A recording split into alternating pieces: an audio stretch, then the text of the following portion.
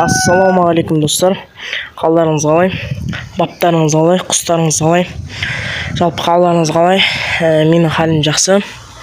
Міне мынау қалған енді материалдар.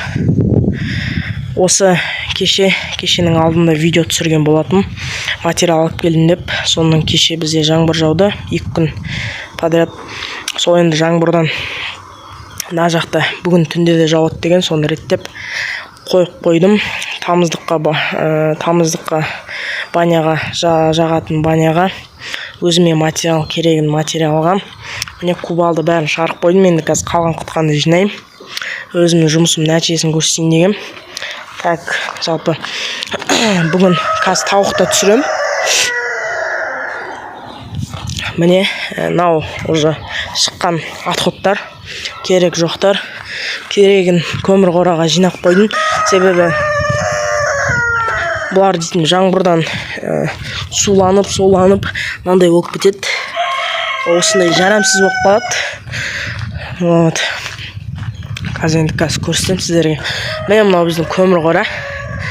Бұда может тоже ішін тазартып тауық қорасы тастайым, көрем енді. Так, міне осы материалдар. Мынау листтар. Мынандай фанералар, листтар. Мынандай фанера листтар. Мынау дейтін жұқандай тоже материал. Общем, бір сөзбен айтқанда міне тоже керектерін өзіме реттеп алдым. Нетсе домиктарға ана бұйыртса енді шелковый адлерді бөлем ғой, соларға материал жалпы. В общем, соларға материал дайындап қойдым. Енді домик жасап бөлем ғой бұйыртса. Мына әтешім жұмыс істеп айғайлап тұр. Біз енді біресе күн шығады, біресе жаңбыр жауады. Міне тауықтарды ақырындап таптап бастады.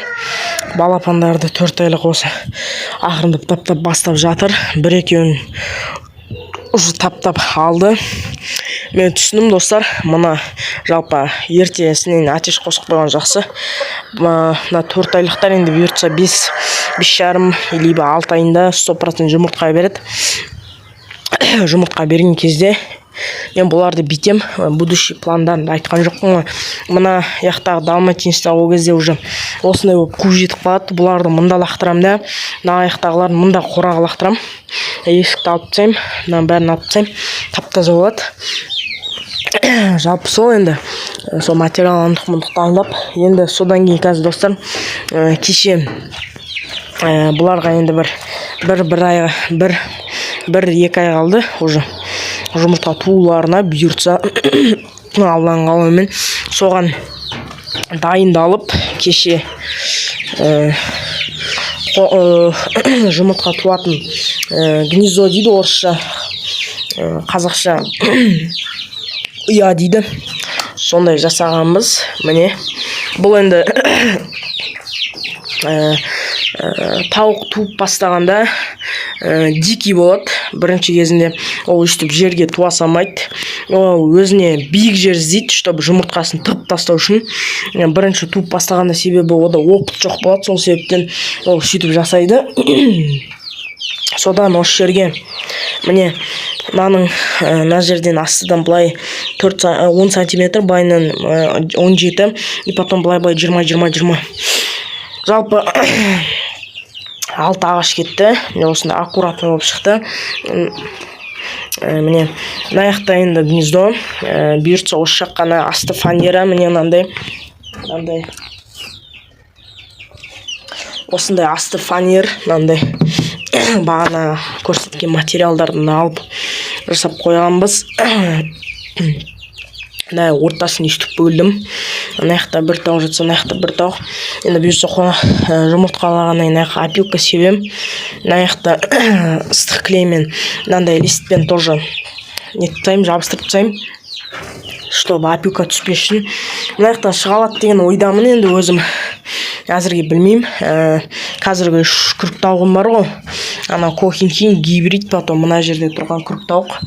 Соларды да қосып қоям, ана 4-5 айлықтардың арасына жұмыртқа тууды кішкене үйретеді. Міне мында уже мына бір балапандар да шығып жүр. Міне көріп тұрғандарыңыздай түсіп кеткен. Бүгінгі жаңалықтардан жалпы бүгін сағат 11-ге таман базарға барғанмын. Сосын поляға бардым. Міне мына күрік тауық. Поляда жүгері пісін де қалыпты. Ал базарда жалпы адам аз базарда. Дым өткіз алған жоқ па, ана 4 тауығымды апарғам. Ломан брауын бар емес па? Сол 4 тауығымды апарғам. Ешкім алған жоқ жалпы. Адамда жоқ былай жалпы уже бәрі тарап кеткен. Адамдар таңертең келеді.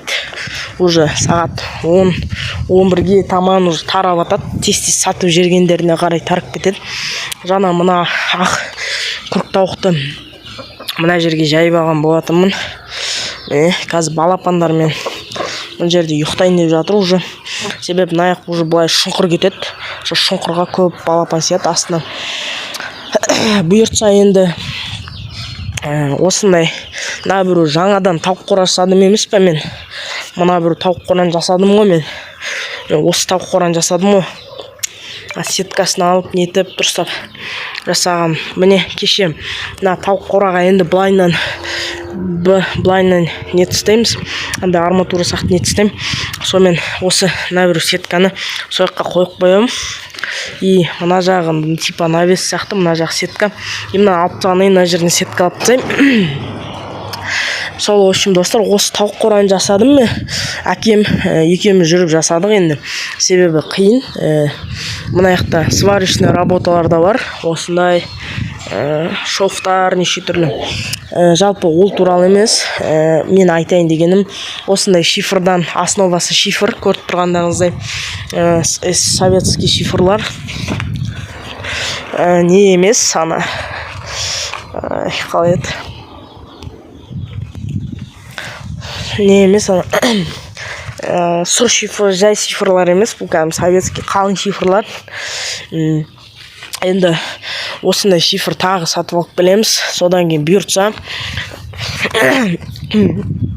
мынандай 5-5, 4-4 мынандай рейкалар алып білеміз. Сатып тоже бұйыртса. Сонымен тағы да сетка аламыз. Енді бір 10 метрдай алатын болам. Осындай жасыл сетка. Бұл күн өтпейтін, ржавить етпейтін сетка. Осындай жақсы. Бәріне рекомендую. Алсаңыздар сетка осындай алыңыздар жасыл. Осы жерде фотоға түсіріп алсаңыздар болады. Болды. Паузаға қойып түсіріп алдыңыздар деп ойлаймын. 1 метрі арғы жерде арғалай. Бір жерде 700 теңге, бір жерде 1000 теңге метрі. Жалпы качественный сетка, бір сөзбен айтқанда. Сол сетка алу керек. Потом шифр аламыз, бұйыртса. Сонымен рейка аламыз. Сонымен аяқтағы материалдарды құрап, осы жердегі материалдардан алып, 3 күрік тауыққа 3 отсек жасаймыз өйстіп. Оның қазір орындарын көрсетіп кетейін сразу. Енді осы аптада, может осы айда көреміз, енді бастап қаламыз жұмысты. Енді осы айда уже бітіріп тастау керек, себебі сентябрьда сабақ басталады. Мен 9 сыныпқа барам. Сонымен маған дұрыстап оқу керек, аттестатты қорғау керек. Жарайды, ол өзімнің проблемаларым жалпы. Наяқтан, короче, блайннан үйістіп не жасаймыз. Бір күрік тауыққа мен наяқты өлшедім. Где-то ана стойканы былайына шетінен тағы бір стойка ағамыз. Екінші стойка наяқпен болады. В общем, былай где-то 2 метр, и былай 2 метр. В общем, 2-2 ғой, кәдім тең болады. Нетсе ішіне свет орнатып берем.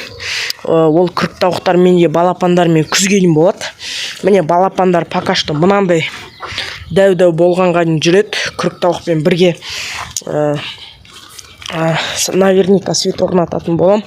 Ана жақтан свет тартып, тоғы алып дұрыстап мына жақтан свет тартып банядан мына жерден может көреміз өйстіп тартам да орнататын болам. Жақсы қылып жасаймын жалпы. Утеплитель бәрін алам. Енді ақшаның ыңғайына да қарай ол.